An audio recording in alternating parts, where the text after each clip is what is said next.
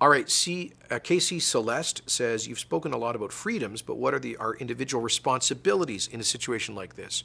And what is the government's responsibility when people do not take responsibility for themselves? Great question, KC. Great way of putting it, because I've often said that I wish we had a charter of rights and responsibilities. Let me give you an example of that. People have a constitutionally protected freedom of assembly and association and speech, which is expressed as a freedom to protest. Last Saturday, I guess in the Saturday before, a bunch of people showed up in downtown Calgary to call me a dictator and criticize public health restrictions, exercising constitutional freedoms. But I would remind them that as citizens, as Albertans and as Canadians, and just as people, as human beings, they also have social responsibilities, a responsibility for others. And if they get together in a large protest, close together, without taking the precaution of wearing a mask, they are creating a chance of transmission and at worst a possible super spreader event.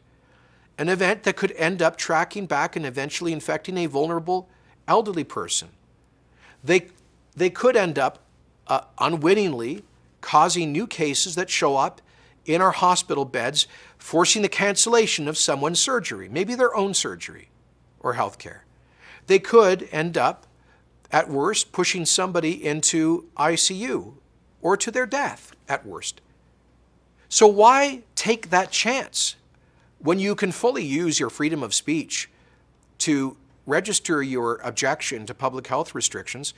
Go ahead. You want to call me a dictator or whatever? Go for it. It's a free society. Send me emails, send me letters, organize online petitions, organize virtual protests.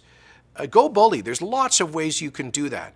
Or if you want to have a protest, how about organizing a safe protest where people are spaced out and wearing masks to minimize the risk of transmission?